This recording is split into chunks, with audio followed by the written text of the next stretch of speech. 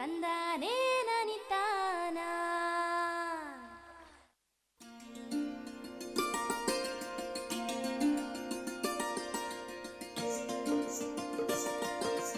ಹೊಲದ ತುಂಬ ಕಳೆ ಬಂದೈತಿ, ಮನೆಯಲ್ಲೂ ಜನ ಇಲ್ಲ, ಆಳುಗಳು ಮೊದಲೇ ಸಿಕ್ಕಲ್ಲ ಎಂಬ ಮಾತುಗಳು ಈ ನಾಡಿನ ಕೃಷಿ ಕುಟುಂಬಗಳಲ್ಲಿ ಸಾಮಾನ್ಯ. ಮಳೆ ಬರೋದು ಬರದೇ ಹೋಗೋದು ಮಾಮೂಲಿ ಸಮಸ್ಯೆ. ಇಂಥ ಸಮಸ್ಯೆಗೆ ಪರಿಹಾರವೆಂಬಂತೆ ರಾಯಚೂರು ಕೃಷಿ ವಿಶ್ವವಿದ್ಯಾಲಯದ ಕೃಷಿ ತಾಂತ್ರಿಕ ಮಹಾವಿದ್ಯಾಲಯ ಟ್ರಾಕ್ಟರ್ ಚಾಲಿತ ಕಳೆ ತೆಗೆಯುವ ಯಂತ್ರವನ್ನು ಅಭಿವೃದ್ಧಿಪಡಿಸಿದೆ. ಹೊಸವಾದ ಉಪಕರಣ ಅಂತಂದರೆ ಕಳೆ ತೆಗಿಲಿಕ್ಕೆ ನಾವು ಸಾಮಾನ್ಯವಾಗಿ ಕಳೆಯನ್ನು ತೆಗೆಯೋದಲ್ಲದೆ ಕಳೆಯನ್ನು ನಾವು ಭೂಮಿಯಲ್ಲಿ ಮಣ್ಣಿನ ಜೊತೆ ಮಿಶ್ರಣ ಮಾಡಿದರೆ ಅದು ಕಳೆ ಕೂಡ ಒಂದು ಗೊಬ್ಬರವಾಗಿ ಪರಿವರ್ತಿತ ಆಗ್ತದೆ. 3 ಸಾಲಿನ ಒಂದು ಪವರ್ ವೀಡರ್ ಅಂತ ಹೇಳ್ತೀವಿ ನಾವು. ಈ ಪವರ್ ವೀಡರ್ ಈ 3 ಪವರ್ ಟಿಲ್ಲರ್ಗಳನ್ನು ಕೂಡಿಸಿ ಒಂದು ನಾವು ಕಳೆ ಯಂತ್ರವನ್ನು ಮಾಡಿದ್ವಿ. ಇದರಲ್ಲಿ ಮುಖ್ಯವಾಗಿ ಏನು ಅಂತಂದರೆ ಕಳೆ ತೆಗಿಬೇಕಾದ್ರೆ ಸಾಮಾನ್ಯವಾಗಿ ಕಳೆಯನ್ನು ನಾವು ಸಾಮಾನ್ಯವಾಗಿ 2 ಇಂಚು ಆಳ ಅಥವಾ 1 ರಿಂದ 2 ಇಂಚು ಆಳದಲ್ಲಿ ಮಾತ್ರ ಬೇರು ಬೆಳೆದಿರ್ತವೆ. ಅದಕ್ಕಿಂತ ಡೀಪಾಗಿ ಬೇರು ಇರೋದಿಲ್ಲ. ಈ ಕಡಿಮೆ ಬೇರು ಆಳದಲ್ಲಿರುವಂಥ ಬೇರನ್ನು ನಾವು ಮಣ್ಣಿನ ಜೊತೆ ಸರಿಯಾಗಿ ಮಿಶ್ರಣ ಮಾಡಬೇಕಾಗ್ತದೆ. ಅದಕ್ಕೆ ಸ್ಪೆಷಲ್ಲಾಗಿ ಡಿಸೈನ್ ಮಾಡಿದಂಥ ಈ ಬ್ಲೇಡ್ಗಳು ಬೇಕಾಗ್ತವೆ. ಅಂಥ ಬ್ಲೇಡ್ಗಳನ್ನು ಡಿಸೈನ್ ಮಾಡಿ ಈ ಕಳೆ ತೆಗೆಯೋ ಯಂತ್ರವನ್ನು ಒಂದು ತಯಾರು ಮಾಡಿದ್ವಿ. ಈ ಉಪಕರಣದಲ್ಲಿ ಮುಖ್ಯವಾಗಿ ಏನು ಅಂತಂದರೆ ಈ ಯಾವುದೇ ಒಂದು ಯಂತ್ರದಲ್ಲಿ ಇರುವಂತೆ ಟ್ರ್ಯಾಕ್ಟರ್ ಅಶ್ವಶಕ್ತಿಗೆ ಅನುಗುಣವಾಗಿ ಈಗ ಸಾಮಾನ್ಯವಾಗಿ 45 ರಿಂದ 50 HP ಇರುವಂಥ ಟ್ರ್ಯಾಕ್ಟರ್ಗಳಿಗೆ ಸೂಕ್ತವಾದಂಥ ಉಪಕರಣವನ್ನು ನಾವು ತಯಾರಿಸ್ತೀವಿ. ಈ ಉಪಕರಣವನ್ನು ಉಪಯೋಗ ಮಾಡೋದ್ರಿಂದ ವರ್ಷಕ್ಕೆ ಟ್ರ್ಯಾಕ್ಟರ್ನ ಉಪಯೋಗದ ಗಂಟೆಗಳು ಜಾಸ್ತಿ ಆಗ್ತದೆ. ಇದರಿಂದ ರೈತರಿಗೆ ಅದರಿಂದ ಬರುವಂಥ ಉತ್ಪನ್ನ ಜಾಸ್ತಿ ಆಗ್ತದೆ. ಅವರಿಗೆ ಟ್ರ್ಯಾಕ್ಟರ್ನ ಮೇಲೆ ಇನ್ವೆಸ್ಟ್ಮೆಂಟ್ ಮಾಡಿದಂಥ ಹಣದ ಉತ್ಪಾದನೆ ಅಂದರೆ ಅದರಲ್ಲಿ ಬರುವಂಥ ಲಾಭ ಸಮವಾಗಿರ್ತದೆ. ಹಾಗೂ ಉಪಯೋಗದ ಗಂಟೆಗಳನ್ನು ಜಾಸ್ತಿ ಮಾಡಬೇಕಾದ್ರೆ ಅದಕ್ಕೆ ಸೂಕ್ತವಾದಂಥ ಉಪಕರಣಗಳನ್ನು ನಾವು ಅಳವಡಿಸಬೇಕಾಗ್ತದೆ. ಅದರಲ್ಲಿ ಮುಖ್ಯವಾಗಿ ಈ ಕಳೆ ತೆಗೆಯುವ ಯಂತ್ರವನ್ನು ಉಪಯೋಗ ಮಾಡಿದರೆ ಅದು ಸಾಧ್ಯ ಆಗ್ತದೆ. ಈ ಯಂತ್ರ ಯಾವ ರೀತಿ ಕೆಲಸ ಮಾಡುತ್ತೆ ಮತ್ತು ಇದನ್ನು ಉಪಯೋಗಿಸುವ ರೈತರಿಗೆ ಕಲ್ಲು ಮಣ್ಣು ಸಿಡಿದು ತೊಂದರೆಯಾಗದಂತೆ ಯಾವ ರೀತಿಯಲ್ಲಿ ಅಭಿವೃದ್ಧಿಪಡಿಸಲಾಗಿದೆ ಎಂಬುದನ್ನು ತಿಳಿಯೋದು ಬಹಳ ಮುಖ್ಯ. ಈ ಕಳೆ ತೆಗೆಯುವ ಯಂತ್ರಗಳಲ್ಲಿ 3 ಸಾಲುಗಳ ಯಂತ್ರವನ್ನು ನಾವು ತಯಾರಿಸಿದ್ದೀವಿ. ಇದರಲ್ಲಿ ಇದು 1 ಸಾಲಿಗೆ ಬರುವಂಥದ್ದು, ಇದು 1 ಸಾಲು ಮತ್ತು ಇದು 1 ಸಾಲಿಗೆ ಬರುವಂಥದ್ದು. ಸಾಧಾರಣವಾಗಿ 3 ಫೀಟ್ ಅಥವಾ 4 ಫೀಟ್ ಅಗಲ ಇರುವಂಥ ಬೆಳೆಗಳಿಗೆ ಈಗ ಸೂಕ್ತವಾಗಿ ಈ ಯಂತ್ರವನ್ನು ತಯಾರಿಸಿದ್ದೀವಿ. ತೊಗರಿ ಮತ್ತು ಹತ್ತಿ ಮತ್ತು ಮೆಣಸಿನ ಗಿಡ ಇಂಥ ಬೆಳೆ ಬೆಳೆದಲ್ಲಿ ಅಂಥ ಬೆಳೆಯಲ್ಲಿ ಪಾಸ್ ಮಾಡಲಿಕ್ಕೆ ಬರುವಂಥ ಈ ಉಪಕರಣ. ಮೆಣಸಿನ ಗಿಡದಲ್ಲಿ ಸಾಮಾನ್ಯವಾಗಿ ಅದು 2 ಫೀಟ್ ಇಟ್ಟರೆ ಬರೋದಿಲ್ಲ. 4 ಫೀಟ್ ಇಟ್ಟು ಅಕಸ್ಮಾತ್ ಅವರೇನಾದ್ರು ಮೆಣಸಿನ ಗಿಡ ಹಚ್ಚಿದ್ದೇ ಆದರೆ ಅಂಥ ಭೂಮಿಯಲ್ಲಿ ಇದು ಬರುವಂಥದ್ದು. ಅಂದರೆ 4 ರಿಂದ 5 ಫೀಟು ಅಂತರ ಇರುವಂಥ ಯಾವುದೇ ಬೆಳೆಗೆ ಈ ಯಂತ್ರವನ್ನು ಉಪಯೋಗ ಮಾಡ್ಬೋದು. ಈವನ್ ಕಬ್ಬಿನಲ್ಲಿ ಕೂಡ ಇದನ್ನು ಉಪಯೋಗ ಮಾಡ್ಬೋದು. ಈ ರೋಟೋವೇಟರಲ್ಲಿ ಇರುವಂಥ ಬ್ಲೇಡ್ಗಳ ವಿಶೇಷತೆ ಬೇರೆ ರೀತಿ ಇದೆ. ಸಾಮಾನ್ಯವಾಗಿರುವಂಥ ಬ್ಲೇಡ್ಗಳು ಏನಾಗಿದ್ದಾವೆ ಅಂದರೆ ಎಲ್ ಆಕಾರದ ಬ್ಲೇಡ್ಗಳಿರ್ತವೆ.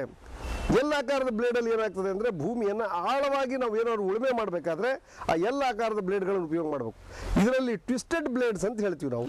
ಭೂಮಿಯಲ್ಲಿ ಬಹಳ ಆಳ ಹೋಗಬಾರ್ದು, ಆದರೆ ಇದ್ದಂಥ ಮಣ್ಣನ್ನು ಅಥವಾ ಬೇರುಗಳನ್ನು ಸರಿಯಾಗಿ ಕತ್ತರಿಸಿ ಅದು ಒಂದು ಇದಕ್ಕೆ ಮಣ್ಣಿನಲ್ಲಿ ಚೆನ್ನಾಗಿ ಮಿಶ್ರಣ ಮಾಡಲಿಕ್ಕೆ ಅನುಕೂಲವಾಗುವಂಥ ಬ್ಲೇಡ್ಗಳನ್ನು ಇದಕ್ಕೆ ಅಳವಡಿಸಿದ್ದೀವಿ. ಅಂದರೆ ನಾವು ರೋಟೋವೇಟರಲ್ಲಿ ಏನು ಮಾಡ್ತೀವಿ ಅಂದರೆ ಬ್ಲೇಡ್ಗಳನ್ನು ಸಂಖ್ಯೆಯನ್ನು ಕಡಿಮೆ ಇರ್ತವೆ, ಅದರಲ್ಲಿರುವಂಥ 4 ಅಥವಾ 6 ಬ್ಲೇಡ್ಗಳನ್ನು ಕೂಡಿಸ್ತೀವಿ. ಆದರೆ ಇದರಲ್ಲಿ ನಾವು ಏನು ಮಾಡಿದ್ದೀವಿ ಅಂದರೆ ಇದರಲ್ಲಿ 8 ಬ್ಲೇಡ್ಗಳನ್ನು ಕೂಡಿಸಿದ್ದೀವಿ. ಈ 8 ಬ್ಲೇಡು ಮತ್ತು ಇನ್ನೊಂದು ಇದರಲ್ಲಿ 8 ಬ್ಲೇಡ್, ಒಟ್ಟು ಒಂದು ಯೂನಿಟ್ ಆಗಬೇಕಾದ್ರೆ ನಾವು 32 ಬ್ಲೇಡ್ಗಳನ್ನು ಇದಕ್ಕೆ ಕೂಡಿಸಿರ್ತೀವಿ.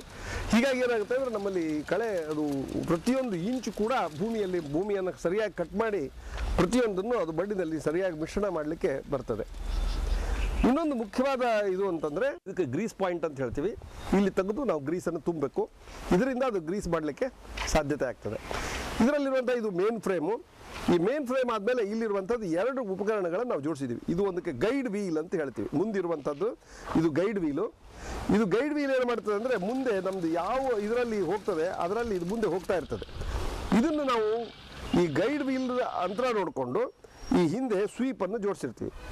ಈ ಸ್ವೀಪನ ಎತ್ತರ ಮತ್ತು ಆಳವನ್ನು ನಾವು ಅಡ್ಜಸ್ಟ್ ಮಾಡ್ಬೋದು. ಅಂದರೆ ಈ ಬ್ಲೇಡ್ಗಳಿಗೆ ಅನುಕೂಲವಾಗಿ ಬ್ಲೇಡ್ಗಳ ಹೈಟ್ ಎಷ್ಟಕ್ಕೆ ನಾವು ಜೋಡಿಸ್ಬೇಕೋ ಅದನ್ನು ಜೋಡಿಸ್ಕೊಂಡು ಅದರ ಪ್ರಕಾರ ಈ ಸ್ವೀಪನ್ನು ಜೋಡಿಸ್ಬೇಕು. ಈ ಬ್ಲೇಡ್ಗಿಂತ ಇದು 2 ಇಂಚು ಕೆಳಗೆ ನಾವು ಇದನ್ನು ಜೋಡಿಸಿರ್ತೀವಿ.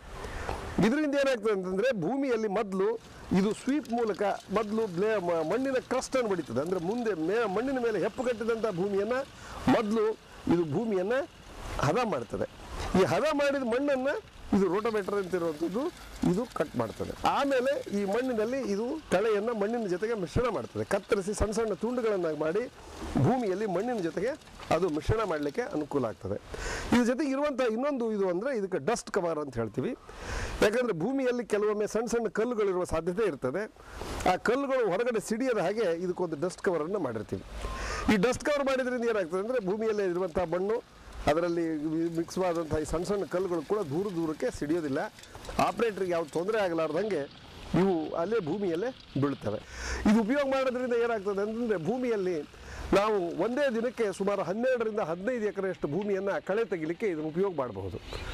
ಸಾಮಾನ್ಯವಾಗಿ ನಾವು 3ನೇ ಗೇರಲ್ಲಿ ನಾವು ಉಪಯೋಗ ಮಾಡಿದರೆ 12ರಿಂದ 15 ಎಕರೆ ಅಷ್ಟು ಭೂಮಿಯನ್ನು ಕಳೆ ತೆಗೆಯೋದ್ರಲ್ಲಿ ಇದನ್ನು ಮಾಡಲಿಕ್ಕೆ ಸಾಧ್ಯತೆ ಆಗ್ತದೆ. ಕೆಲವೇ ಅಂದರೆ ಸಮಯ ಬಹಳ ಕಡಿಮೆ ಇರ್ತದೆ. ಅಂಥ ಸಮಯದಲ್ಲಿ ಬಹಳಷ್ಟು ಏರಿಯಾದಲ್ಲಿ ನಾವು ಕಳೆ ತೆಗಿಬೇಕು ಅಂತಂದರೆ ಇಂಥ ಉಪಕರಣಗಳನ್ನು ಉಪಯೋಗ ಮಾಡಿದರೆ ಸಾಧ್ಯವಾದಷ್ಟು ಮಟ್ಟಿಗೆ ಬೇಗ ಅದನ್ನು ಕಳೆ ತೆಗೆಯುವಂಥ ಕೆಲಸವನ್ನು ನಾವು ಮುಗಿಸ್ಬೋದು. ಈ ಯಂತ್ರದ ಬಗ್ಗೆ ಆಸಕ್ತಿ ಉಳ್ಳವರು ರಾಯಚೂರು ಕೃಷಿ ವಿಶ್ವವಿದ್ಯಾಲಯದ ಕೃಷಿ ತಾಂತ್ರಿಕ ಮಹಾವಿದ್ಯಾಲಯವನ್ನು ಸಂಪರ್ಕಿಸಬಹುದು.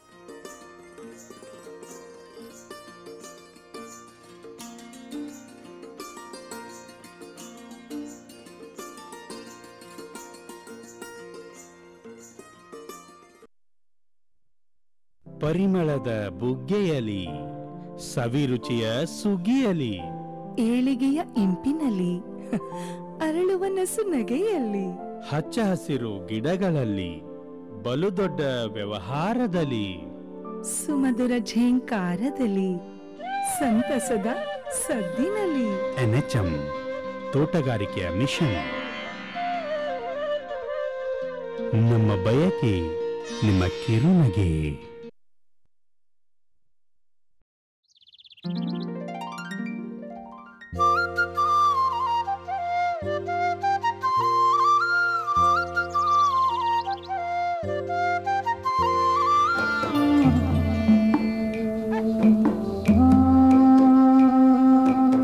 ಕೃಷಿಯಿಂದ ದಿನದಿನಕ್ಕೂ ದೂರ ಹೋಗುತ್ತಿರುವ ಯುವಜನತೆ, ಕೃಷಿ ಕಾರ್ಮಿಕರ ಕೊರತೆ, ಏರುತ್ತಿರುವ ಉತ್ಪಾದನಾ ವೆಚ್ಚ, ವಿದ್ಯುತ್ತಿನ ಕಣ್ಣಾಮುಚ್ಚಾಲೆ ಇವು ಇಂದಿನ ಕೃಷಿಯಲ್ಲಿ ಕಂಡುಬರುವ ಪ್ರಮುಖ ಸವಾಲುಗಳು. ಈ ಸವಾಲುಗಳನ್ನು ಸಮರ್ಥವಾಗಿ ಎದುರಿಸಿ ಉತ್ತಮ ಲಾಭ ಗಳಿಸಲು ಸಮಗ್ರ ಕೃಷಿ ಒಂದು ಅನುಕೂಲಕರ ಮಾರ್ಗವಾಗಿದೆ. ಹಲವು ಕೃಷಿ ಚಟುವಟಿಕೆಗಳನ್ನು ಏಕಕಾಲದಲ್ಲಿ ಕೈಗೊಳ್ಳುವುದರಿಂದ ಒಂದು ಬೆಳೆ ಕೈಕೊಟ್ಟರೂ ಇನ್ನೊಂದು ಬೆಳೆ ಕೈ ಹಿಡಿದಿರುತ್ತದೆ. ಈ ರೀತಿ ಸಮಗ್ರ ಕೃಷಿ ಪದ್ಧತಿ ಕೈಗೊಂಡು ಯಶಸ್ವಿಯಾಗಿದ್ದಾರೆ ಹೊಸಪೇಟೆ ತಾಲೂಕು ಕಡ್ಡಿರಾಂಪುರದ ಯುವ ರೈತರಾದ ಶಿವಕುಮಾರ್ ಅವರು. ಇಲ್ಲಿ ನಮ್ಮದು 35 ಸೆನ್ಸ್ ಇದೆ. ಇದು ನೀವು ನರ್ಸರಿ ಮಾಡಿರೋದು. ಇದರಲ್ಲಿ ಎಲ್ಲ ಗಿಡಗಳಿದೆ. ನಾವು ಮೇನ್ ನರ್ಸರಿ ಇದರಿಂದ ತಗದ ಗಿಡ ಮತ್ತು ಮ್ಯಾಂಗೋ ಮತ್ತು ಅಡಿಕೆ ಗಿಡ, ತೆಂಗಿನಕಾಯಿ ಗಿಡ ಮತ್ತು ರೈತರು ಏನು ಕೇಳ್ತಾರೆ ಅವನ್ನೆಲ್ಲ ತರೋವಂಥ ವ್ಯವಸ್ಥೆ ಮಾಡ್ತೀವಿ. ಇಲ್ಲಿ ನಮ್ಮ ನರ್ಸರಿಯಲ್ಲಿ ಆಯುರ್ವೇದಿಕ್ ಪ್ಲ್ಯಾಂಟ್ಸ್ ಇದೆ. ಟೋಟಲ್ ಇವಾಗ ನರ್ಸರಿಗೆ ಏನೇನು ಅವಶ್ಯಕತೆ ಇದೆ ಎಲ್ಲ ಥರದ ಪ್ಲ್ಯಾಂಟ್ಸು ನಾವು ಮಾಡ್ತಾಯಿದ್ದೀವಿ ಇಲ್ಲಿ. ಇವಾಗ ಅಂದರೆ ಪ್ರೆಸೆಂಟ್ ಅಂದರೆ ಇಲ್ಲಿ ತಗದ ಗಿಡನೇ ಬಹಳ ಇದೆ. 2 ಇಯರ್ಸ್ ಹಿಂದೆ ಎಲ್ಲ ಇಲ್ಲಿರೋ ಲೋಕಲ್ ರೈತರಿಗೆಲ್ಲ ಫಸ್ಟ್ ಎಲ್ಲ ದುಡ್ಡು ಏನು ತಗೊಳ್ಳಾರ್ದಂಗೆ ಫಸ್ಟ್ ಎಲ್ಲ ಕೊಟ್ಟಿದ್ರು ಅವ್ರಿಗೆ. ಆ ರಿಸಲ್ಟ್ ಏನಾಗಿದೆ ಅಂದರೆ ಚೆನ್ನಾಗಿ ಬಂದಿದೆ. ಅದು ಗಿಡ ಎಲ್ಲ ಚೆನ್ನಾಗಿ ಬಂದಿರೋದ್ರಿಂದ ಇವಾಗ ಎಲ್ಲ ರೈತರೆಲ್ಲ ಬರ್ತಿದ್ದಾರೆ ಗಿಡ ಎಲ್ಲ ಬೇಕಂತೇಳಿ. ಅದು ಚೆನ್ನಾಗಿದೆ. ಪಪ್ಪಾಯ ಗಿಡನೂ ಮಾಡ್ತೀವಿ. ಪಪ್ಪಾಯ ಗಿಡ ಮೇನ್ ರೀಸನ್ ಅಂದರೆ ಇವಾಗ ಡೆಂಗ್ಯೂ ಫೀವರ್ ಇದೆಯಲ್ಲ ಅವರು ಯೂಸ್ ಮಾಡ್ತಾರೆ. ಡೆಂಗ್ಯೂ ಫೀವರ್ ಇರೋರು ವಿತಿನ್ ಒಂದೆಲೆ ಅದನ್ನು ಸ್ವಲ್ಪ ಹಿಂಡಿ ಅದ್ರ ಒಂದೇ ಒಂದು ಹನಿ ರಸ ತಿಂದ್ರೂ ಡೆಂಗ್ಯೂ ಫೀವರಲ್ಲಿ ಪ್ಲೇಟ್ಲೆಟ್ಸ್ನ ಇನ್ಕ್ರೀಸ್ ಮಾಡುತ್ತೆ ಅದು. ರೈತಪರ ಯೋಜನೆಗಳು, ಮಾಧ್ಯಮ, ಕೃಷಿ ಇಲಾಖೆ, ತೋಟಗಾರಿಕೆ ಇಲಾಖೆ ಇತ್ಯಾದಿ 10 ಹಲವು ಮೂಲಗಳಿಂದ ವಿಷಯವನ್ನು ಸಂಗ್ರಹಿಸಿ ಅವುಗಳನ್ನು ಸೂಕ್ತವಾಗಿ ತಮ್ಮ ಹೊಲದಲ್ಲಿ ಶಿವಕುಮಾರ್ ಅವರು ಅಳವಡಿಸಿಕೊಳ್ಳುತ್ತಿದ್ದಾರೆ. ನಾನು ಬುಕ್ಕಲ್ಲಿ ಓದಿ ಮತ್ತು ಚಂದನ ಟಿವಿಯಿಂದನೇ ಕಲ್ತಿರೋದು. ಕ್ರಾಸಿಂಗ್ ಮಾಡೋದೆಲ್ಲ ಮಾಡ್ತೀನಿ ಸರ್ ನಾನು. ಆಮೇಲೆ ಹಂಗೆ ಇವಾಗ ಇಫ್ಕೋ ಕಂಪ್ನಿಯಿಂದ ಮತ್ತು ಅಗ್ರಿಕಲ್ಚರ್ ಸಾರ್ ಇದ್ದಾರೆ ಅವರು, ಪೂಜಾರಿ ಸರ್ ಅಂತ, ಅವರೆಲ್ಲ ಬರ್ತಾರೆ. ಮತ್ತು ತೋಟಗಾರಿಕೆ ಇಲಾಖೆ ಟ್ರೈನಿಂಗ್ ಒಟ್ಟು ಈ ಥರ ಟ್ರೈನಿಂಗ್ ಕಳಿಸ್ತಾರಲ್ಲ ಅಲ್ಲೆಲ್ಲ ಹೋಗಿ ಕಲ್ತಿರೋದು. ಜೇನು ಸಾಕಾಣಿಕೆ ಬಗ್ಗೆ ಹೇಳ್ಬೇಕಂದ್ರೆ 2 ವರ್ಷ ಆಯಿತು ಜೇನು ಸಾಕಾಣಿಕೆ ಮಾಡಿ. ಫಸ್ಟು ತೋಟಗಾರಿಕೆ ವತಿಯಿಂದ ನಾವು 2500 ರೂಪಾಯಿ ಕೊಟ್ವಿ. ಮತ್ತು ಅವರು ಒಂದು 2500 ರೂಪಾಯಿ ಹಾಕಿ 2 ಬಾಕ್ಸ್ ತಗೊಂಡು ಕೊಟ್ಟರು ನಮಗೆ. ಆ 2 ಬಾಕ್ಸನ್ನು ಫಸ್ಟ್ ನಾವು ಇಟ್ಕೊಂಡು ಹಂಗೆ ಅಭಿವೃದ್ಧಿ ಅಂದರೆ ಡಿವೈಡ್ ಮಾಡ್ಕೊತ ಇವಾಗ ಒಂದು 10 ಬಾಕ್ಸ್ ಮಾಡಿದ್ವಿ. ಜೇನು ಸಾಕಣೆಗೆ ಇಫ್ಕೋ ಸಂಸ್ಥೆ ಇವರಿಗೆ ನೆರವು ನೀಡಿದೆ. ಇಫ್ಕೋ ಸಂಸ್ಥೆಯಿಂದ ಒಂದು 40 ಬಾಕ್ಸ್ ಕೊಡಿಸಿದ್ರು. ಅದನ್ನು 40 ಬಾಕ್ಸ್ ಕೊಡಿಸಿದ್ದನ್ನು ಅದನ್ನು ಸ್ವಲ್ಪ ಅಭಿವೃದ್ಧಿ ಮಾಡಿದ್ವಿ. ಹಾಗೆ ಇಲ್ಲಿ ಬೇರೆ ಬೇರೆ ರೈತರಿಗೆಲ್ಲ ಒಂದು 15 ಬಾಕ್ಸ್ ಹಂಗೆ ಕೊಟ್ಟಿದ್ವಿ ನಾವಿಲ್ಲಿ. ದುಡ್ಡು ತಗೊಂಡು ಕೊಟ್ಟಿದ್ವಿ, ದುಡ್ಡು ತಗೊಳ್ಳಾರ್ದೂ ಕೊಟ್ಟಿದ್ವಿ ಇಂಪ್ರೂವ್ ಆಗಲಿ ಅಂತೇಳಿ. ಜೇನಿನ ಬಗ್ಗೆ ಫುಲ್ ಇನ್ಫಾರ್ಮೇಷನ್ ತಿಳ್ಕೊಳ್ಬೇಕಂದ್ರೆ ಸಾರ್ದೊಂದು ಇದೆ ವಿಡಿಯೋ ಇದೆ. ನಮಗೇನಾದರೂ ಸ್ವಲ್ಪ ಪ್ರಾಬ್ಲಮ್ ಬಂತಂದರೆ ಆ ವಿಡಿಯೋಯಿಂದ ಎಲ್ಲ ಕ್ಲಿಯರ್ ಮಾಡ್ಕೊತೀವಿ. ಮತ್ತು ಇಲ್ಲಿ ಸುತ್ತಮುತ್ತ ಎಲ್ಲನ ಜೇನು ಏನಾದರೂ ಸಿಕ್ಕರೆ ಗಿಡದಲ್ಲ ನ್ಯಾಚುರಲಾಗಿ ಇರುತ್ತೆ, ಅದನ್ನು ರೈತರೆಲ್ಲ ಬಂದು ಹೇಳ್ತಾರೆ. ಅದನ್ನು ಹೋಗಿ ಇಟ್ಕೊಂಡ್ಬಿಡ್ತೀವಿ ನಾವು. ಹೋಗಿ ಜೇನು ಬಾಕ್ಸ್ ತಗೊಂಡು ಹೋಗಿ, ಮತ್ತು ಈ ಊರಲ್ಲಿ ರೈತರು ಬರ್ತಾರೆ, ಅವ್ರು ಹೆಲ್ಪ್ ಮಾಡ್ಲಿಕ್ಕೆ ಬರುತ್ತಾರೆ. ಅವ್ರನ್ನ ಕರ್ಕೊಂಡೋಗಿ ನೈಟ್ ಅಂದರೆ 5 ಗಂಟೆಗೆ ಆ ಥರ ಹೋಗಿ ನಾವು ಮತ್ತು ನೈಟು 9 ಆಗುತ್ತೆ 10 ಗಂಟೆ ಆಗುತ್ತೆ ಅದನ್ನೆಲ್ಲ ತಗೊಂಡು ಬರಲಿಕ್ಕೆ ಜೇನು ಬಾಕ್ಸಲ್ಲಿ ಇಟ್ಕೊಂಡ್ಬಿಡ್ತೀವಿ. ಮತ್ತು ಅದು ಇಲ್ಲೆಲ್ಲ ಇಟ್ಕೊಂಬಂದಮೇಲೆ 1 ಮಂತ್ ತನಕ ಸಕ್ಕರೆ ನೀರು ಆ ಥರದ್ದೆಲ್ಲ ಹಾಕಿ ಅದು ಎಲ್ಲಿ ಹೊರಗಡೆ ಹೋಗ್ಲಾರ್ದಂಗೆ 1 ಮಂತ್ ನಾವೆಲ್ಲ ಫುಲ್ ಕೇರ್ಫುಲ್ಲಾಗಿ ನೋಡ್ಕೊತೀವಿ. ಆಮೇಲೆ ಅದು ಲೈಫ್ ಲಾಂಗ್ ಇಲ್ಲಿ ಹೋಗೋಲ್ಲ ಇನ್ನು. ಆ ಥರದ್ದು ಇವಾಗ ಮಾಡಿ ಇವಾಗ ಇಲ್ಲಿ ಒಂದು 10 ಬಾಕ್ಸ್ ಇದೆ, ಮತ್ತು ಹೊರಗೆ ಕೂಡ ಒಂದು 15 ಬಾಕ್ಸ್ ಕೊಟ್ಟಿದ್ವಿ. ಈ ಒಂದು 15 ಬಾಕ್ಸಲ್ಲಿ ಎಲ್ಲ ಸುಮ್ಮನೆ ಯಾರಿಗೂ ಕೊಟ್ಟಿಲ್ಲ, ಒಟ್ಟು ಯೂಸ್ ಆಗಿರ್ಬೇಕು ಅಂಥವ್ರಿಗೆ ಅಷ್ಟೇ ಕೊಟ್ಟಿರೋದು. ಅದನ್ನು ತುಪ್ಪ ಒಂದು ಬಾಕ್ಸಲ್ಲಿ 2.5 kg ಬರುತ್ತೆ, ಲೀಟರ್ಲ್ಲ kg ಬರುತ್ತೆ ಒಂದು ಬಾಕ್ಸಲ್ಲಿ. ಅದು 2 ತಿಂಗಳಿಗೆ 1 ಟೈಮ್ ಬರುತ್ತೆ, ಡಿಪೆಂಡ್ ಅಪಾನ್ ಸೀಸನ್ ಮೇಲೆ. ಇವಾಗ ಫುಲ್ ಎಲ್ಲ ಹೂವು ಎಲ್ಲ ಚಿಗುರೋ ಕಾಲ ಇದ್ದರೆ 1 ಮಂತಿಗೆ 1 ಟೈಮ್ ಬರುತ್ತೆ. ಮತ್ತು ಏನೂ ಇಲ್ಲ ಡ್ರೈ ಸೀಸನಲ್ಲಿದ್ದರೆ 3 ಮಂತ್ಸ್ ಹಂಗಾಗುತ್ತೆ. ಅದನ್ನು ನಾವು ಶೇಖರಣೆ ಮಾಡಿ ಹಿಂಗೆ ಮಾಡ್ತೀವಿ. 1 kgಗೆ 300 ರೂಪಾಯಿಂದ 400 ರೂಪಾಯಿ ತಗೊತೀವಿ ಸರ್ ಹಿಂಗೆ. ಬಟ್ ನಾವು ಹಂಗೆ ಹೇಳಿದ್ರೂ ಪ್ಯೂರ್ ಇರುತ್ತಲ್ಲ, ಅವರೇ ಇನ್ನೂ ಹೆಚ್ಚಿಗೆ ಕೊಟ್ಟು ಒಯ್ತಾರೆ ಸರ್. ಇಲ್ಲಿ ಇಫ್ಕೋ ಸಂಸ್ಥೆಯಿಂದ ನಮಗೆ 40 ಬಾಕ್ಸ್ ಕೊಡಿಸಿದ್ದಾರೆ ಸರ್. ಮತ್ತು ಅದು ಮೊನ್ನೆ ಫಂಕ್ಷನ್ ಕೂಡ ಅದರಿಂದ ಫಂಕ್ಷನ್ ಮಾಡಿದ್ವಿ. ಮತ್ತು ಹಿಂಗೆ ಒಟ್ಟು ಒಂದು ಬಾಕ್ಸಿಗೆ ಅವರು 1,500 ರೂಪಾಯಿ ಒಂದು ಬಾಕ್ಸಿಗೆ ಅವರು ಪೇ ಮಾಡಿದ್ದಾರೆ. ಮತ್ತು ಯಾರಾದರೂ ರೈತರು ಇವಾಗ ಫುಲ್ ಇಂಟ್ರೆಸ್ಟ್ ಇರೋರು ಬಂದರೆ, ಅಂದರೆ ಯೂಸ್ಲೆಸ್ ಇರಬಾರ್ದು, ಒಟ್ಟು ಇಂಟ್ರೆಸ್ಟ್ ಫುಲ್ ಇರೋರು ಬಂದರೆ ಅವರಿಗೆ ದುಡ್ಡು ಇಸ್ಕೊಂಡು ಅವ್ರನ್ನ ಇಂಪ್ರೂವ್ ಮಾಡೋಣ ಅಂತ ಅವ್ರು ಹೇಳಿದ್ದಾರೆ. ಇವಾಗ ಯಾರು ರೈತರು ಬಂದರೆ ಅವ್ರ ಹತ್ರ 1,000 ಸರ್. ಒಟ್ಟು ಒಂದು ಬಾಕ್ಸಿಗೆ 300 ರೂಪಾಯಿ. ಇವಾಗ ಆಲ್ರೆಡಿ ಅರ್ಧ ಅಮೌಂಟ್ ಇವ್ರು ಪೇ ಮಾಡಿದ್ದಾರೆ, ಇನ್ನು ಅರ್ಧ ಅಮೌಂಟ್ ಅವ್ರು ಪೇ ಮಾಡ್ತಾರೆ ಸರ್. ಅಂದರೆ ಫುಲ್ಲು ಇಂಟ್ರೆಸ್ಟ್ ಇರಬೇಕು, ಅವ್ರು ಸುಮ್ಮನೆ ತಗೊಂಡೋಗಿ ಅಲ್ಲಿ ಅದನ್ನು ಕೆಡ್ಸೋಂಥವ್ರು ಇರಬಾರ್ದು ಸರ್. ಇವಾಗ ಕಾಂಪೋಸ್ಟ್ ಏನು ಗೊಬ್ಬರ ಇದೆಯಲ್ಲ, ಅದರಿಂದ ಗೊಬ್ಬರ ಅದರಲ್ಲಿ ಏನೇನು ಮಾಡಿದ್ವಿ ಅಂದರೆ ಇವಾಗೆಲ್ಲ ಪೇಸ್ ಆ್ಯಂಡ್ ಪಿಟ್, ಅದರಲ್ಲಿ ಎಲ್ಲ ಥರದ ಎಲೆಗಳು ಒಟ್ಟು ಪ್ಲಾಸ್ಟಿಕ್ ಬಳಸೇ ಏನೇನಿದ್ದಾವೆ ಎಲ್ಲ ಅದರಲ್ಲಿ ಹಾಕಿ ಟೋಟಲ್ 16 ಲೇಯರ್ ಮಾಡಿದೆ. ಮೇಲೆ ಸಗಣಿ ಇದಿರುತ್ತಲ್ಲ ಅದನ್ನೆಲ್ಲ ಹಾಕಿ, ಆಮೇಲೆ ಅದಕ್ಕೊಂದು ವಾಟರ್ ಪೈಪ್ ಇಟ್ಟು ಡೈಲಿ ಸ್ವಲ್ಪ ವಾಟರ್ ಸಪ್ಲೈ ಅದಕ್ಕೆ ಹಾಕಲಿಕ್ಕೆ ಫುಲ್ ಕಾಂಪೋಸ್ಟ್ ಆಗಿ ರೆಡಿ ಆಗುತ್ತೆ. ಆಮೇಲೆ ಅದನ್ನು ತಗೊಂಡೋಗಿ ನಮ್ಮ ಗಿಡಗಳಿಗೆ ಗೊಬ್ಬರವಾಗಿ ಬಳಸ್ತೀವಿ. ಆರ್ಡಿನರಿ ಗೊಬ್ಬರದಲ್ಲಿ ಇವಾಗ NP ಅವೆಲ್ಲ ಕಡಿಮೆ ಇರುತ್ತೆ ಸರ್ ಇದರಲ್ಲಿ ಆಲ್ರೆಡಿ ನಾವು ಹಾಕಿರೋದ್ರಿಂದ ವಿತ್ ಆ ಕೆಮಿಕಲ್ಸು ಮತ್ತು ಎಲೆ ಇವೆಲ್ಲ ಮಿಕ್ಸ್ ಆಗಿರೋದ್ರಿಂದ ಇದರಲ್ಲಿ ಸ್ವಲ್ಪ 50% ಜಾಸ್ತಿ ಇರುತ್ತೆ ಸರ್. ಅದರಲ್ಲಿ ಇದು ಕಂಪೇರ್ ಮಾಡಿದರೆ ಜಾಸ್ತಿ ಇರುತ್ತೆ. ಅದು ಇವಾಗ ನಾವು ಇಲ್ಲಿ ಬೆಳೆಸಿದ್ವಲ್ಲ ಸರ್, ನಮ್ಮ ನರ್ಸರಿ ಪ್ಲಾಂಟ್ಸ್ ಇದೆಲ್ಲ ಫಸ್ಟ್ ಇದಕ್ಕೆ ಯೂಸ್ ಮಾಡ್ತೀವಿ. ಆಮೇಲೆ ನಮ್ಮದು ವಿಧವಾದ ಇದು ಬಾಳೆ ಸಸಿ ಇದ್ದಾವೆ, ಅವಕ್ಕೂ ಹಾಕ್ತೀವಿ. ದಾಳಂಬರಿ ಗಿಡ ಇದ್ದಾವೆ, ಅದಕ್ಕೆಲ್ಲ ಬಳಸ್ತೀವಿ ಸರ್. ಜೇನು ಸಾಕಣೆಯಲ್ಲಿ ಜೇನುಗೂಡು ಭಾಗವಾಗುವುದು, ಹುಳುಗಳು ವಲಸೆ ಹೋಗುವುದು ಒಂದು ಸಾಮಾನ್ಯ ಪ್ರಕ್ರಿಯೆ. ಈ ಹಂತದಲ್ಲಿ ಹುಳುಗಳು ಸೂಕ್ತ ವಾತಾವರಣ ಅರಸುತ್ತಾ ಬೇರೆಡೆ ಹೋಗುವುದನ್ನು ತಪ್ಪಿಸಲು ಹಾಗೂ ಬೇರೆ ಪ್ರದೇಶದಿಂದ ತಮ್ಮ ತೋಟದತ್ತ ವಲಸೆ ಬಂದಂಥ ಹುಳುಗಳು ನೆಲೆ ನಿಲ್ಲಲು ತಂಪು ವಾತಾವರಣ ಕಲ್ಪಿಸಲು ಮಣ್ಣಿನ ಕುಡಿಕೆಗಳನ್ನು ತಮ್ಮ ತೋಟದಲ್ಲಿ ಅಲ್ಲಲ್ಲಿ ಇರಿಸಿದ್ದಾರೆ. ಮಡಿಕೆ ಎದಕ್ಕೆ ಇಟ್ಟಿದ್ದೀವಿ ಅಂದರೆ ಇವಾಗ ಜೇನು ಬಾಕ್ಸ್ ಏನಿದೆಯಲ್ಲ ಅದು ಒಂದು 6 ತಿಂಗಳಾದಮೇಲೆ ಡಿವೈಡ್ ಆಗೋಗುತ್ತೆ. ಡಿವೈಡ್ ಆಗೋದಾಗ ಅವು ಜೇನು ಹುಳಗಳು ಏನಾಗ್ತವೋ ಆ ಥರ ಮಡಿಕೆ ಇಟ್ಟಿಲ್ಲ. ಅವು ಏನು ಫಸ್ಟ್ ಹುಡುಕೋದೇನೆಂದರೆ ಎಲ್ಲಿ ತಂಪು ಇರುತ್ತೆ, ಅದೊಂದು ರೀಸನು. ಮತ್ತು ಇನ್ನೊಂದು, ಇಲ್ಲಿ ನಾವು ಜೇನು ಸಾಕಾಣಿಕೆ ಇದರಿಂದ ಬೇರೆ ಈ ಜೇನುಗಳೆಲ್ಲ ಹಿಂಗೆ ಅಲ್ಲಿ ಡಿವೈಡ್ ಆಗಿರೋ ಜೇನೆಲ್ಲ ಬರ್ತಾ ಇರ್ತವೆ ಸರ್. ಅವು ಇಡೋಕ್ಕೆ ಎಲ್ಲಿ ಸೇಫ್ಟಿ ಜಾಗ ಹುಡುಕ್ತಾವು. ಆ ಥರ ಮಡಿಕೆ ಇಟ್ಟಿಲ್ಲ ಅಂದರೆ ಅವು ಎಲ್ಲನ ನಮ್ಮ ಕೈ ಸಿಗ್ಲಾರ್ದಂಗೆ ದೂರ ಹೋಗುತ್ತೆ. ಅವು ಬರ್ತಾ ಇದ್ದಾಗ ಇಲ್ಲಿ ನೋಡ್ತಾವಲ್ಲ, ಆ ಒಂದು ಗಡಿಗೆ ಕೂಡ ಹೆಲ್ಪ್ ಮಾಡೋದು ಸರ್. ಅವು ಬಂದು ಇಲ್ಲಿ ಇಡಲಿಕ್ಕೆ ಕೂಡ ಹೆಲ್ಪ್ ಆಗುತ್ತೆ ಸರ್. ಅದು ಬೇರೆ ಹುಳಗಳು ಕೂಡ ವಲಸೆ ಬಂದಿರೋ ಹುಳಗಳು ಕೂಡ ಇಲ್ಲಿ ಬರ್ತವೆ ಸರ್. ಆ ಒಂದು ರೀಸನಿಂದ ನಾವು ಮಡಿಕೆ ಇಟ್ಟಿದ್ವಲ್ಲ, ಆ ಜೇನು ಹುಳುಗಳು ಹೋಗಿ ಆ ಮಡಿಕೆಯಲ್ಲಿ ಕೂಡಿ ನಾವು 1 ಡೇ ಆದಮೇಲೆ ನಾವು ನೋಡ್ಕೊತೀವಲ್ಲ, ನೋಡಿಕೊಂಡು ಮತ್ತು ಜೇನು ನಮ್ಮದೇನು ಖಾಲಿ ಎಂಟಿ ಬಾಕ್ಸ್ ಇರುತ್ತಲ್ಲ ಆ ಬಾಕ್ಸ್ನ ತಗೊಂಡೋಗಿ ಆ ಜೇನು ಮತ್ತು ನಾವು ಹೊಸ ಬಾಕ್ಸಲ್ಲಿ ಹಾಕಿ ಅದನ್ನೊಂದು ಹೊಸ ಪೆಟ್ಟಿಗೆ ಮಾಡ್ತೀವಿ ಸರ್. ಹನಿ ನೀರಾವರಿ ಪದ್ಧತಿಯನ್ನು ತಮ್ಮ ತೋಟದಲ್ಲಿ ಅಳವಡಿಸಿಕೊಂಡಿರುವ ಶಿವಕುಮಾರ್ ಅವರು ನೀರಿನ ಸಂರಕ್ಷಣೆಗೆ ಒತ್ತು ಕೊಟ್ಟು ಅದರ ಸದ್ಬಳಕೆ ಮಾಡಿಕೊಳ್ಳುತ್ತಿದ್ದಾರೆ. ನಮ್ಮದು ಇಲ್ಲಿ ಬೋರ್ವೆಲ್ ಇದೆ ಸರ್. ಇದು 1.5 ಇಂಚು ನೀರು ಬಿದ್ದಿದೆ.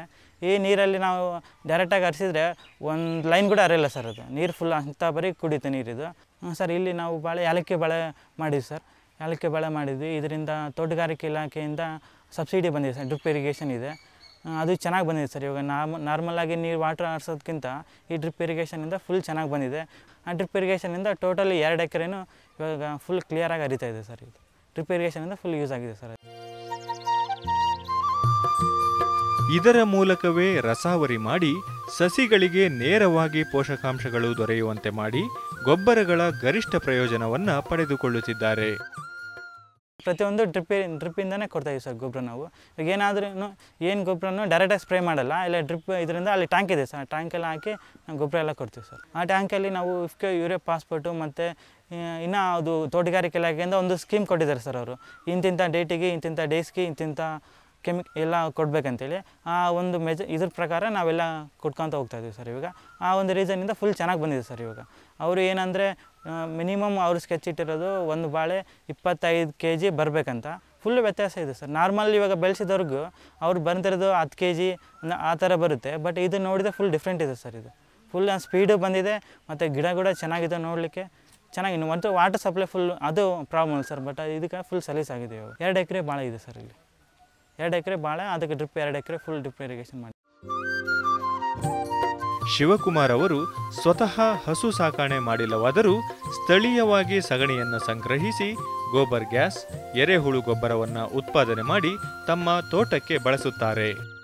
ದನ ಕರ ಎಮ್ಮೆ ಹಾಲು ಏನೂ ಕಟ್ಟಿಲ್ಲ ನಾವಿಲ್ಲಿ, ಆದ್ರೂ ಗೊಬ್ಬರ ಗ್ಯಾಸಲ್ಲಿ ಯೂಸ್ ಮಾಡ್ಕೊತೀವಿ. ಹೇಗೆ ಅಂದರೆ ಇಲ್ಲಿ ಜನ ಇಲ್ಲಿ ದನ ಎಲ್ಲ ಕಟ್ತಾರೆ ಇಲ್ಲಿ, ಅವರು ಬೆಳಗ್ಗೆ ಮುಂಜಾನೆ ಹೋಗಿ ನಾವು ಬಕೆಟ್ ಇಟ್ಬಿಡ್ತೀವಿ. ಅವರು ಅದನ್ನೇನು ಸಗಣಿ ಏನು ಹಾಕುತ್ತಲ್ಲ ಆ ಬಕೆಟಲ್ಲಿ ಹಾಕಿಡ್ತಾರೆ. ನಾವು ಹೋಗಿ ಆ ಬಕೆಟಲ್ಲಿ ತೊಗೊಂಬಂದು ನಾವು ವೀಕ್ಲಿ 1 ಟೈಮ್ ಅದನ್ನು ಫುಲ್ ಮಾಡ್ತೀವಿ ಗೊಬ್ಬರ ಗ್ಯಾಸು. 1 ವೀಕ್ ಫುಲ್ ಚೆನ್ನಾಗಿ ಬರುತ್ತೆ ಸರ್. ನಾವಿರೋದು 3 ಇದೀವಲ್ಲ, ನಮ್ಮ ಅಪ್ಪ ಅಮ್ಮ ಮತ್ತು ನಾನು ಇದೀವಲ್ಲ ಸರ್. 3 1 ವೀಕ್ ತನಕ ಫುಲ್ ಏನಿರಲ್ಲ ಸರ್. 1 ಡೇ ಫುಲ್ ಮಾಡಿದರೆ 1 ವೀಕ್ ತನಕ ಫುಲ್ ಗೊಬ್ಬರ ಗ್ಯಾಸ್ ಎಲ್ಲ ಬರುತ್ತೆ ಸರ್. ಮತ್ತು ಹಂಗೆ ಎರೆಹುಳ ಗೊಬ್ಬರ ಮಾಡಿದ್ವಿ ಸರ್, ಎರೆಹುಳದ್ದು. ಅದರಲ್ಲಿ ಇವಾಗ ನಮ್ಮ ಎಲ್ಲ ಎಲೆಗಳು ಏನು ಗಿಡದ ಎಲೆಗಳೆಲ್ಲ ಹಾಕಿ ಮತ್ತು ಎರೆಹುಳ ಬಿಟ್ಟಿದ್ದೀನಿ ಸರ್. ಎರೆಹುಳ ಅಂದರೆ ಇಲ್ಲೇ ನಮ್ಮ ಭೂಮಿಯಲ್ಲೇ ಇರೋಂಥ ಎರೆಹುಳ ಎಲ್ಲ ತಗೊಂಡೋಗಿ ಮಿನಿಮಮ್ ಅವೇ ಆಗಿದ್ದವು, 1 kg ಮೇಲೆ ಆಗಿದ್ದವು. ಅದನ್ನು ತಗೊಂಡೋಗಿ ಅದರಲ್ಲಿ ಬಿಟ್ಟಿದೆ. ಮತ್ತು ಡೈಲಿ 1-2 ಟೈಮ್ಸ್ ವಾಟ್ರ್ ಸ್ಪ್ರೇ ಮಾಡಿ ಇದು ಮಾಡ್ತಾಯಿದೆ ಸರ್.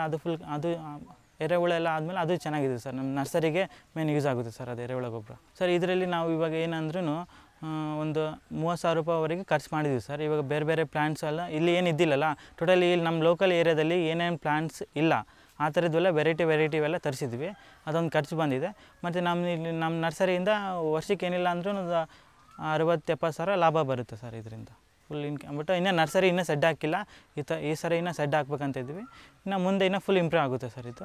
ಇವಾಗ ಅಂದರೆ ಮಿನಿಮಮ್ ಅಷ್ಟಂದ್ರೆ ಲಾಭ ಇದೆ ಸರ್. ಜೇನು ಬಾಕ್ಸ್ ಇವಾಗ ಒಂದು ಇಯರ್ಲಿ ಅಂದರೆ ಇವಾಗ ಜೇನು ಕಾಲೋನಿ ಸಮೇತ ಕೊಡ್ತೀವಿ. ಅದರಲ್ಲಿ ಒಂದು 60,000 ಹಂಗೆ ಬರುತ್ತೆ ಸರ್. ಯಾಕಂದರೆ ಒಂದು ಬಾಕ್ಸ್ ಮಿನಿಮಮ್ ಒಂದು 3,000 ರೂಪಾಯಿ ಕೊಟ್ಟರು ಇಯರ್ಲಿ ಒಂದು 20 ಬಾಕ್ಸ್ ಹಂಗೆ ಕೊಟ್ಟರು ಚೆನ್ನಾಗಿದೆ ಸರ್ ಅದು. ಯಾಕಂದರೆ ಸಿಟಿಯಲ್ಲೆಲ್ಲ ಇದ್ದರೆ ಈ ಥರ ವಾತಾವರಣ ಇಲ್ಲಿ ಸಿಗೋಲ್ಲ ಸರ್. ಇಲ್ಲಿ ಫುಲ್ ಚೆನ್ನಾಗಿದೆ. ಇದೇ ಜಾಮ್ ಚೆನ್ನಾಗಿದೆ. ಮುಂದೆ ನರ್ಸರಿ ಮಾಡಿ ಮತ್ತು ಇವಾಗ ಹಸು ಇದೆಯಲ್ಲ ಸರ್, ಅದರಲ್ಲಿ ಮುಂದೆ ಫುಲ್ ಯೂಸ್ ಇದೆ. ಅದನ್ನು ಮಾಡ್ತೀನಿ ಸರ್ ಮುಂದೆ. ಇದರಲ್ಲೇ ಫುಲ್ಲು ಮಿನಿಮಮ್ ಏನಿಲ್ಲ ಅಂದರೆ ಒಂದು 1 ಲ್ಯಾಕಿಂದ 2 ಲ್ಯಾಕ್ಸ್ವರೆಗೆ ಇನ್ಕಮ್ ತೆಗಿತೀನಿ ಸರ್ ಇದರಲ್ಲಿ.